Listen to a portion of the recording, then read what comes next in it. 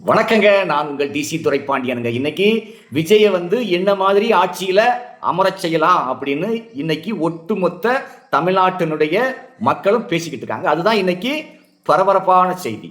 ஆனா யாருமே வி.கே. சசிகலா என்கின்ற ஒரு பெண்மணி இருக்கிறாங்க அப்படின்னு யாருமே பேச காணும். அதாவதுங்க, அன்னைக்கு கூவத்தூர்ல 146 பேரையும் பூட்டி வச்சு வேற திமுக கூட போகாம அன்னைக்கு திமுகவிலே குதிரை பேரங்கள் நடைபெற்றது, ஆட்சியை கவுத்துடலாம்னு சொல்லி. ஆனா அதுக்கு சின்னம்மா என்கின்ற ஒரு பெண் சிங்கம் இடம் கொடுக்கவே இல்லை. அந்த ஆட்சியை பொக்கிசமாக காப்பாற்றியது சின்னம்மான்னு அன்னைக்கு தமிழ்நாடு இல்ல, இந்தியா இல்ல, உலகம் முழுவதும் பேசப்பட்டது. அதே மாதிரிதான் இன்னைக்கு ஒரு கூவத்தூர் இல்ல, 2 கூவத்தூர். சென்னையிலே ஒரு கூவத்தூர் தவேகா, பாண்டிச்சேரியிலே ஒரு கூவத்தூர் அதிமுக. இப்ப நான் என்ன சொல்றேன், ஒரே கல்லுல 2 மாங்காய். இந்த கல்லு யாரு கையில இருக்குன்னு கேட்டீங்கன்னா எடப்பாடி பழனிசாமி கையில இருக்கு.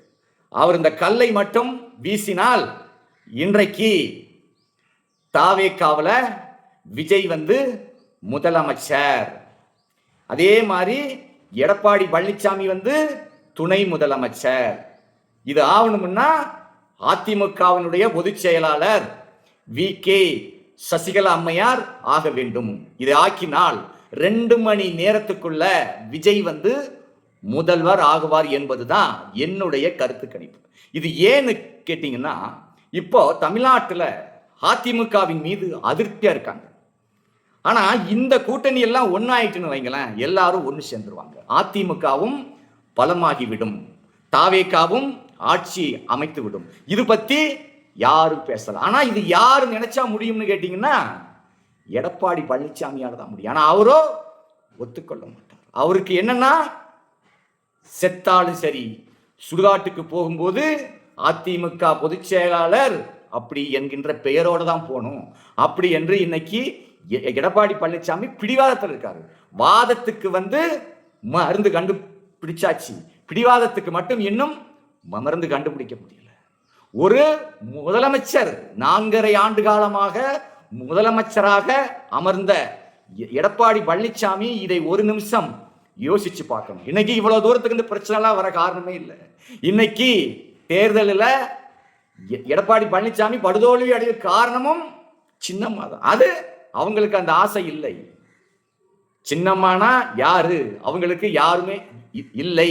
அவங்களை நான் கட்சியிலே சேர்த்துக்கொள்ள மாட்டேன் அப்படி என்று சொன்ன எடப்பாடி பழனிசாமிக்கு ஒரு பாடம் காட்டணும் என்பதற்காகத்தான் சின்னம்மா அவர்கள் புதிய கட்சியை ஆரம்பித்தார்கள்.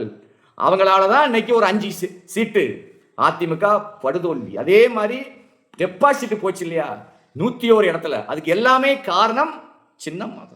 அலை ஒரு பக்கம், விஜய் என்கின்ற ஒரு அலை ஒரு பக்கம் வீசினாலும் சின்னம்மா தான் அந்த அலைக்கெல்லாம் காரணம். ஏன்னா ஒரு கட்சி திமுக அதிமுக அதுவா இதுவா அப்படிதான் வரணும். ஆனா திமுகவை வேண்டாம் என்பவர்கள்லாம் அதிமுக தான் போடணும். போடலையே, ஏன்? துரோகம், சின்னம்மாவுக்கு செய்த அந்த துரோகம் தான். இன்னும் அவர் அதை ஒத்துக்கொள்ள மாட்டேங்கிறார், ஏற்றுக்கொள்ளவே இல்லை, பிடிவாதமா இருக்கிறாரு. அந்த பிடிவாதத்தை மட்டும் மாற்றி இன்னைக்கு இப்ப 1/2 மணி நேரம் கூட ஆகாது, சின்னம்மாவை அதிமுகவின் பொதுச் செயலாளர் ஆக்கிவிட்டால் இந்த அதிமுக ஒரே அணி ஆகிடும். யாரும் எங்கேயும் போக மாட்டான், எல்லாரும் ஒரே டீம் ஆகிடும். ஏன்னா அந்த அதிமுகவுடைய பொதுச் செயலாளர் பதவியை சின்னம்மாவுக்கு மட்டும்தான் ஆளுகின்ற தகுதி இருக்கு. எடப்பாடி பழனிசாமிக்கு அந்த தகுதி இல்லை என்று தேர்தலில் எல்லா தேர்தலையும் காமிச்சிட்டாரு, கடைசியா இந்த தேர்தலையும் காமிச்சிட்டாரு. ஸோ அப்ப அவர் இதை உணர வேண்டும்.